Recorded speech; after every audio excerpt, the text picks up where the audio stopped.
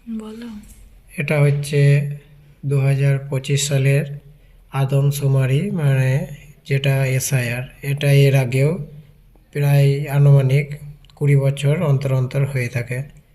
হুম, এখানে যে ব্যক্তির নেওয়া হয়েছে তার নাম হচ্ছে কৃষ্ণ সাহা। এপিক নাম্বার দেওয়া থাকে, ঠিকানাও এখানে দেওয়া থাকে, সব কিছু এখানে পাবেন। বিধানসভা, হ্যাঁ, এবং কি আপনার ভোটার কার্ড আর আধার কার্ড কাছে রাখবেন। যে এখানে জন্ম তারিখ, আপনার বর্তমান ভোটার কার্ড অনুযায়ী বা আধার কার্ড অনুযায়ী যে তথ্য আছে এই উপরে ঘরগুলোতে বসাবেন। আপনার যদি ভোটার কার্ডে 1 WB দিয়ে থাকে এবং এখন যদি XTG দিয়ে হয়ে থাকে, সেক্ষেত্রে আপনি বর্তমানে যদি ভোটার কার্ড XTG দিয়ে হয়ে থাকে সেক্ষেত্রে বর্তমানের অনুযায়ী এখানে দেখবেন থাকবে বর্তমানটা, সেটা বর্তমানটা ওপরে ইয়েতে লিখতে হবে, খাতা খামবে। তো প্রথমে আপনারা জন্ম তারিখ আপনার লিখবেন, হ্যাঁ, আপনার আধার নাম্বারটি এখানে লিখবেন, মোবাইল নাম্বারটি এখানে লিখবেন এবং পিতা বা অভিভাবকের নাম, পিতা লিখলে পিতাতে টিক করে আপনার পিতার নামটি এখানে দেবেন এবং এখানে পিতা বা অভিভাবকের এপিক নাম্বার দেবেন যদি জীবিত থাকে, যদি থাকে মায়ের নাম এখানে দেবেন, এপিক নাম্বার এই ঘরটায় কলমটায় দেবেন। স্বামী বা স্ত্রী, এই ক্ষেত্রে এই ব্যক্তিটি ছেলে, সেক্ষেত্রে তার যদি স্ত্রী থাকে সেক্ষেত্রে স্ত্রীর নাম দেবেন। এখানে যার ফর্ম থাকবে সে যদি কোনো মহিলা হয়ে থাকে সেক্ষেত্রে তার স্বামীতে টিক করে স্বামীর নাম দেবেন এবং স্বামীর এপিক নাম্বার দেবেন।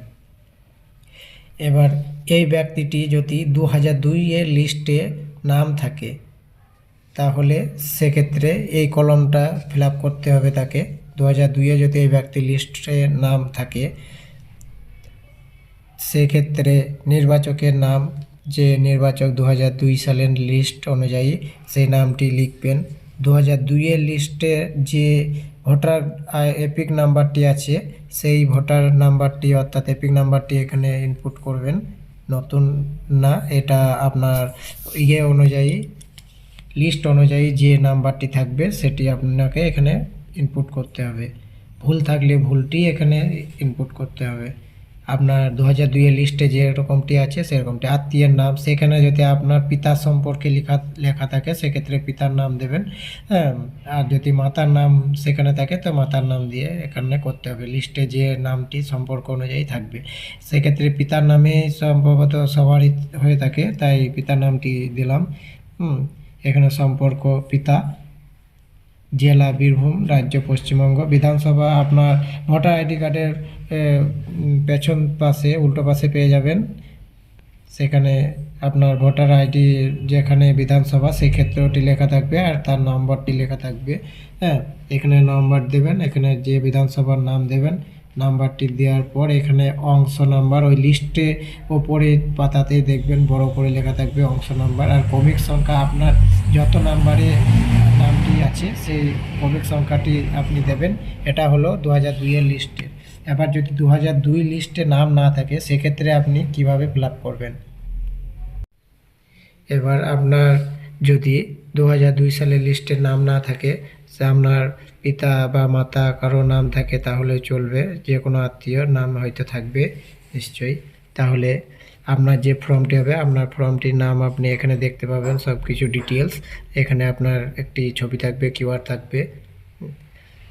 এবার আপনি এখানে সেই একই রকম আপনি যেমন জন্ম তারিখ, আধার নাম্বার, মোবাইল নাম্বার, পিতার নাম, পিতার ভোটার নাম্বার, হ্যাঁ, মাতার নাম, মাতার ভোটার নাম্বার এবং আপনার স্ত্রী, আপনার যদি এটি ছেলে হয়ে থাকে ফর্মটি তাহলে স্ত্রীর নাম এবং ভোটার নাম্বার, এবং যদি এটি মেয়ের হয়ে থাকে কোনো মহিলার সেক্ষেত্রে আপনার যদি থাকে স্বামী এবং স্বামীর ভোটার নাম্বার দেবেন।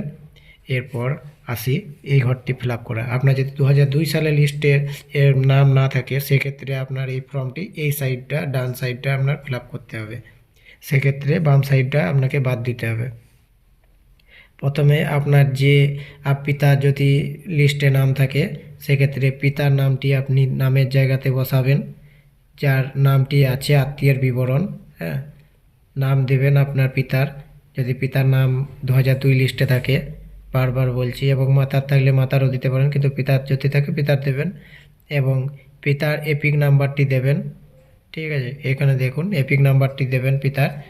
এরপর আত্মীয়ের নাম, মানে পিতার যে আত্মীয় লিস্টে যদি পিতার নাম থাকে সেক্ষেত্রে যে সম্পর্ক পিতার পাশে পিতা যে সম্পর্কে আছে পিতার নাম যদি থাকে লিস্টে তাহলে পিতার নাম দেবেন। যদি পিতার 2002 লিস্টে পিতার মাতার নাম থাকে, পিতার নাম না থাকে সেক্ষেত্রে পিতা এবং তার মাতার নাম দিতে হবে। সেক্ষেত্রে এই ক্ষেত্রে পরিষ্কার করে বলি, তো এই যে এখানে পিতা এবং তার পিতার নাম থাকে, সম্ভবত অনেক ক্ষেত্রে থাকে না, মাতার নামও অনেক সময় থাকে। তো সেক্ষেত্রে আপনি এখানে আপনার পিতার নাম বসাতেই হবে। হ্যাঁ, পিতার নাম যদি লিস্টেড হয়ে থাকে তাহলে পিতার নামটা এখানে বসালেন এবং এপিক নাম্বারটি তার দিলেন। এবং এই ক্ষেত্রে এপিক নাম্বার যদি ভুল হয়ে থাকে, মানে দু রকম এপিক নাম্বার থাকে, আগে যদি এপিক নাম্বার আলাদা থাকে এখন যদি এপিক নাম্বার আলাদা থাকে সেক্ষেত্রে আপনার লিস্টে যে অনুযায়ী এপিক নাম্বারটি থাকবে সেটি আপনাকে এখানে বসাতে হবে। আত্মীয়ের নাম মানে পিতার নামটি আপনি এখানে বসালেন, সম্পর্ক দিলেন এখানে পিতা, জেলা যে জেলা হবে আপনার, হ্যাঁ, রাজ্যের নাম যে রাজ্য হবে আর কি পশ্চিমবঙ্গ, হ্যাঁ, বিধানসভা আপনার ক্ষেত্র যে নামটি হবে সেই নামটি এখানে বসাবেন। এবং আপনার বিধানসভার একটি নাম্বার থাকে সেই নাম্বারটি আপনি বসাবেন এই কলমে সেক্ষেত্রে। এবং যে অংশ নাম্বার হবে সেই লিস্টেই পেয়ে যাবেন আপনারা, অংশ নাম্বারটি বসাবেন। ক্রমিক সংখ্যা যে এই ব্যক্তিটি কত নাম্বার ক্রমিক সংখ্যায় আছে বাঁ পাশে নাম, এই নামটি থাকবে তার বাঁ পাশেই লেখা থাকে সিরিয়াল নাম্বার অনুযায়ী 1 2 3 4, সেই অনুযায়ী যত নাম্বার ইয়েতে থাকবে সেটা আপনাকে লিখতে হবে। এরপর আপনাকে এখানে একটা সই বা টিপ সই কিছু করতে হবে। যদি সই জানেন তো সই করবেন, যদি সই না জানেন সেক্ষেত্রে থাম্ব প্রিন্ট অর্থাৎ টিপ সই। এইরকম আপনাকে দুটি ফর্ম দেবে। হ্যাঁ, এখানে আপনার একটি পাসপোর্ট সাইজ ছবি আপনাকে বসাতে হবে এবং এখানে একটিতে আপনাকে বিএলও সিগনেচার এবং স্ট্যাম্প করে আপনাকে রিসিভ করে আপনাকে দিয়ে দেবে, ওটা সামনে রাখবেন আর এক পিস ওরা জমা নিয়ে নেবে। এই হচ্ছে এটা সব কিছু। তো এরপরে কিভাবে স্ট্যাটাস চেক করবেন, এটি কতদূর পৌঁছেছে, কীরকম স্ট্যাটাসে আছে চেক করার জন্য এরপরে প্রতি ভিডিও আমি নিয়ে আসবো।